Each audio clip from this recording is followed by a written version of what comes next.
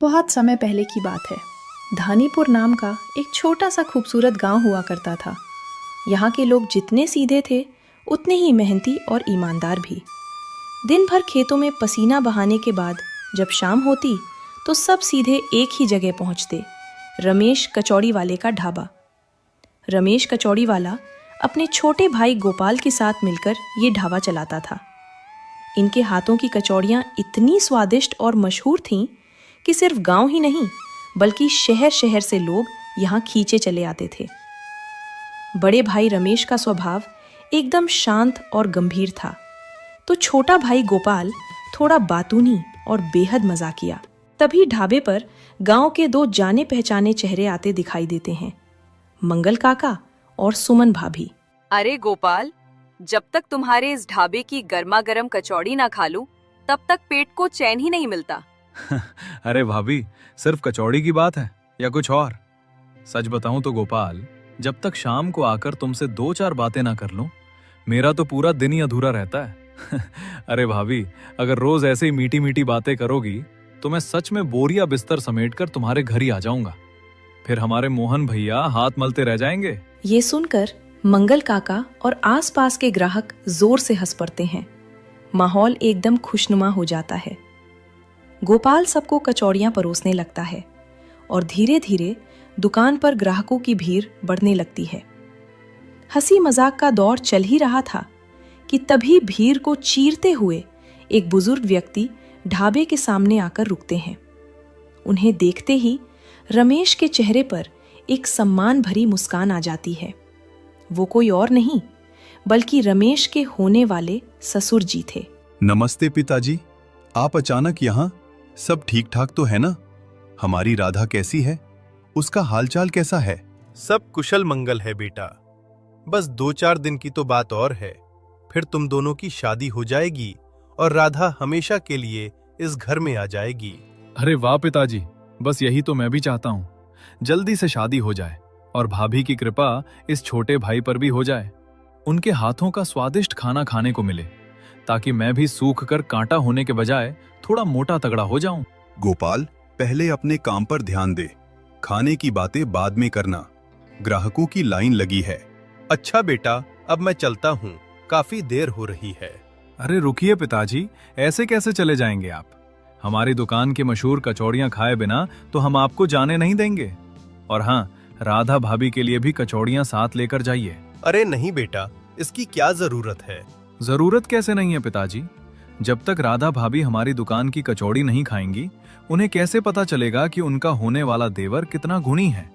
और हाँ, भाभी से कह दीजिएगा कि ये कचौड़ियां गोपाल ने खास तौर पर सिर्फ उनके लिए भिजवाई हैं। ससुर जी गोपाल की इस बात पर मुस्कुराते हैं, डिब्बा लेते हैं और आशीर्वाद देकर वहां से चले जाते हैं। धीरे धीरे समय बीतता गया। समय का पहिया घूमा और वो शुभ दिन भी आ गया। धूमधाम से रमेश और राधा की शादी संपन्न हो गई। राधा विदा होकर इस छोटे से परिवार का हिस्सा बन चुकी थी। शादी की पहली सुबह रमेश अपनी पत्नी राधा के पास आता है। उसके दिल में एक बात थी जिसे वो शादी के पहले दिन ही राधा के सामने साफ कर देना चाहता था। राधा, आज से तुम इस घर की लक्ष्मी हो, पर ढाबे पर जाने से पहले मैं तुमसे अपने दिल की एक बात कहना चाहता हूँ। देखो राधा, कल को हमारे अपने बच्चे हों या न हों, पर मेरा छोटा भाई गोपाल मेरे लिए हमेशा एक बच्चे जैसा ही रहेगा। मैं बस इतना चाहता हूँ कि शादी के बाद इस घर में कभी ऐसा दिन न आए जब गोपाल को लगे कि उसका बड़ा भाई या उसकी भाभी उससे अब पहले जैसा प्यार नहीं करते। आप ये कैसी बातें कर रहे हैं जी? ऐसा दिन इस घर में कभी नहीं आएगा। मैं गोपाल के स्वभाव को अच्छे से जानती हूँ। वो दिल का बहुत साफ है और मुझसे बहुत प्यार करता है। आप बिल्कुल फिक्र मत कीजिए, गोपाल इस घर का बच्चा ही रहेगा। अरे अरे, देखो, मैं भी तुम्हारी बातों में ऐसा फंसा कि समय का ध्यान ही नहीं रहा। गोपाल अकेला सुबह से ढाबे पर है, बेचारा परेशान हो रहा होगा। मुझे तुरंत निकलना चाहिए। रमेश भागते दौड़ते सीधे अपने ढाबे पर पहुंचता है। वहां का नज़ारा देखकर उसके चेहरे पर एक सुकून भरी मुस्कान आ जाती है। ग्राहकों की भारी भीड़ है।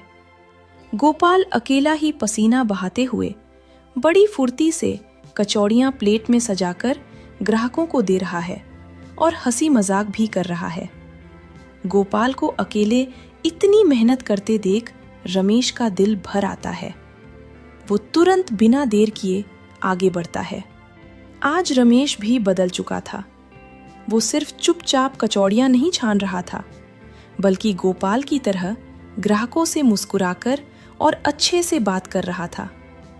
दोनों भाइयों की इस जुगलबंदी का असर ये हुआ कि शाम होते होते कढ़ाई की सारी कचौड़ियां बिक गईं। दुकान बंद करने के बाद दोनों भाई खुशी खुशी बातें करते हुए रात को घर लौटते हैं। दिन भर की अच्छी कमाई हुई थी। घर पहुंचते ही गोपाल ने जेब से सारे पैसे निकाले और आदर के साथ अपनी नई भाभी के हाथों में थमाने लगा। अरे गोपाल, तुम्हारी भाभी अभी नई नई आई है, वो इन पैसों का क्या करेगी? ऐसा करो, ये सारे पैसे तुम ही अपने पास रखो। आखिर कल सुबह मंडी से ढाबे के लिए राशन और सामान भी तो तुम्हें ही लाना है। राधा को इसकी क्या जरूरत? गोपाल पैसे वापस अपनी जेब में रख लेता है और मुस्कुराकर अंदर चला जाता है, लेकिन राधा का हाथ हवा में ही ठिठक जाता है। उसके चेहरे की मुस्कान गायब हो जाती है। रमेश ने तो ये बात बहुत ही सहज और आम तरीके से कही थी, लेकिन राधा के दिल पर यह बात एक तीर की तरह जा लगी। उसे लगा कि शादी के पहले ही दिन इस घर में उसकी कोई अहमियत नहीं समझी गई। उसी पल राधा के मासूम दिल के अंदर एक गहरी कसक, एक चुभन सी बन गई।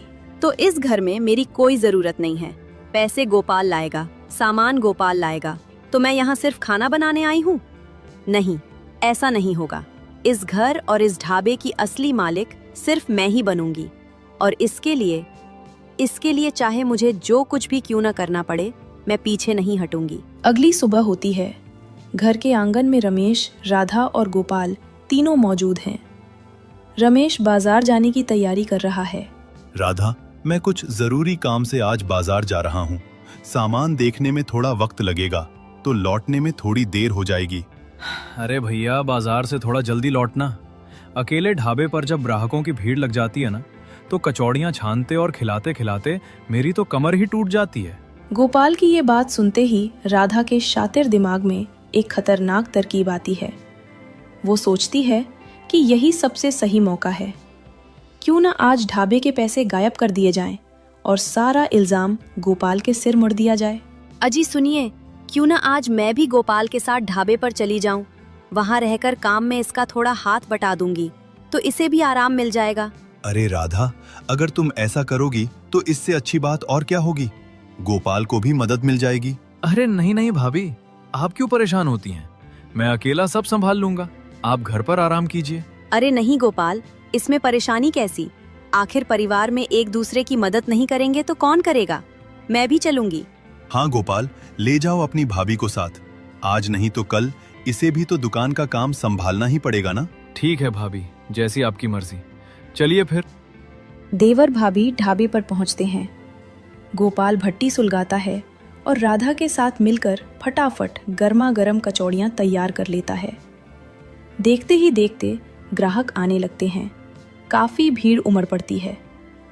कचौड़ियां आधे से ज्यादा बिक चुकी थीं कि तभी शहर से आया हुआ एक लड़का कहता है, अरे वाह गोपाल भाई, आज तो कचौड़ियों का स्वाद ही कुछ अलग लग रहा है। लगता है आज कचौड़ियों में भाभी जी के हाथों का जादू मिल गया है। ये सुनकर गोपाल और बाकी ग्राहक हंसने लगते हैं। गोपाल लड़के से बातें करने में व्यस्त हो जाता है। राधा इसी मौके का फायदा उठाती है।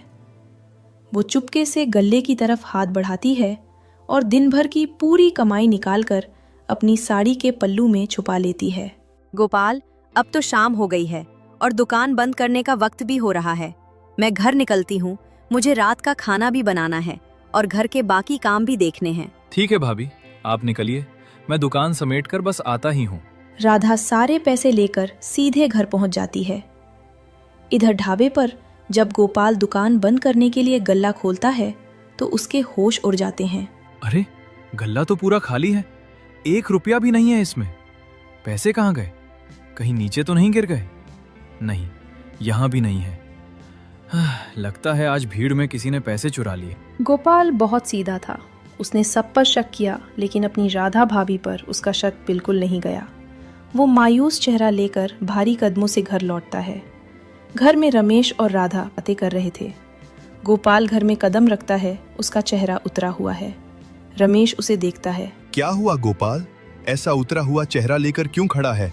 सब ठीक तो है ना? भैया अनर्थ हो गया। दुकान के आज के सारे पैसे पता नहीं कैसे चोरी हो गए। गले में एक भी रुपया नहीं बचा। चोरी तो होंगे ही। जब तुम्हारा ध्यान काम पर कम और अपने उन आवारा दोस्तों के साथ फालतू की बातें करने में ज्यादा रहेगा तो कोई भी पैसे पार कर देगा। नहीं भाभी, वो मेरे दोस्त चोर नहीं है। वो तो बस रोज की तरह। रमेश को गोपाल के उन दोस्तों पर पहले से ही बहुत गुस्सा आता था। राधा की बात सुनकर रमेश का गुस्सा 7वें आसमान पर पहुंच गया। गोपाल, मैंने तुम्हें 100 बार मना किया था कि ढाबे पर उन दोस्तों से बातें मत किया करो। तुमने मेरी बात क्यों नहीं मानी? साफ साफ बताओ, क्या वो पैसे तुम्हारे उन्हीं दोस्तों ने चुराए हैं? नहीं भैया, मैं कह रहा हूं ना, उन्होंने पैसे नहीं चुराए। वो ऐसा कभी नहीं कर सकते। अच्छा, इसका मतलब उन दोस्तों ने पैसे नहीं चुराए। तो फिर क्या वो पैसे तुमने खुद चुराए हैं और झूठी कहानी बना रहे हो? भैया आप ये क्या कह रहे हैं? मैं अपने ही घर के पैसे क्यों चुराऊंगा? अरे रहने दो जी, अभी अपनी गलती कभी नहीं मानेगा। इस घर में इससे बड़ा चोर और कोई हो ही नहीं सकता। भाभी प्लीज ऐसा मत बोलिए। भैया आपको मुझ पर भरोसा नहीं है? बस बहुत हुआ गोपाल, आज के बाद मुझे अपना ये चोर चेहरा मत दिखाना। अगर चोरी ही करनी है तो इस घर में रहने की कोई जरूरत नहीं है। निकल जाओ मेरे घर से अभी के अभी। गोपाल स्तब्ध रह जाता है। उसकी आंखों से आंसू बह रहे हैं। वो अपने भाई को देखता है, फिर राधा को, जिसके चेहरे पर एक छिपी हुई जीत की मुस्कान थी। अगर आपको अपने इस भाई से ज्यादा पैसों पर और इस झूठे इल्जाम पर भरोसा है तो मैं यहाँ एक पल भी नहीं रुकूंगा। मैं खुशी खुशी ये घर छोड़कर जा रहा हूँ। खुश रहिए आप अपनी पत्नी और अपने पैसों के साथ। गोपाल मुड़ता है और बिना कुछ उठाए तेजी से अंधेरे में घर छोड़कर बाहर निकल जाता है। वो गांव के किनारे एक पेड़ पर बैठकर रो रहा था। तभी रात को शौच करने उठे एक बुजुर्ग व्यक्ति ने उसे देखा और उसके पास गया। गोपाल से रोने का कारण पूछा। गोपाल ने साफ साफ उसे सारी बातें बता दी। बुजुर्ग व्यक्ति उसकी बातें सुनकर उसे अपने घर के अंदर लेकर जाता है। अगली सुबह। काका, ओ काका, जल्दी बाहर आइए ना काका। देखिए बाहर क्या खड़ा है। बेटा, ये मेरा ही ठेला है। जब मैं जवान था तब इस पूरे इलाके में घूम घूम कर अपनी चटपटी पानी पूरी बेचा करता था। लोग मेरे हाथ के स्वाद के दीवाने थे, पर अब उम्र और किस्मत के आगे हार गया हूं। पैरों में इतनी ताकत नहीं कि दूर तक चल सकूं, इसलिए बस घर पर बैठा रहता हूं और छोटा मोटा खेत का काम कर लेता हूं। काका अगर आप बुरा ना माने तो क्या ये ठेला मैं लगा सकता हूँ? क्या आप अपनी उस लाजवाब और चटपटी पानी पूरी का स्वाद एक बार फिर इस पूरे गांव को चखाना चाहते हैं? बिल्कुल बेटा, अगर तुम तैयार हो तो मुझे इससे ज्यादा खुशी और क्या होगी। तुम तुरंत जाओ और इस ठेले की थोड़ी मरम्मत करवाकर इसे चमका लाओ। तब तक मैं रसोई में जाकर दुनिया का सबसे स्वादिष्ट पानी और गोलगप्पे तैयार करता हूँ। ठीक है काका, मैं अभी बाजार जाकर इसे ठीक करवा लाता हूँ। आप तैयारी रखिए। लाल। गोपाल तेजी से बाजार जाता है, ठेले को बिल्कुल नया जैसा ठीक करवाता है।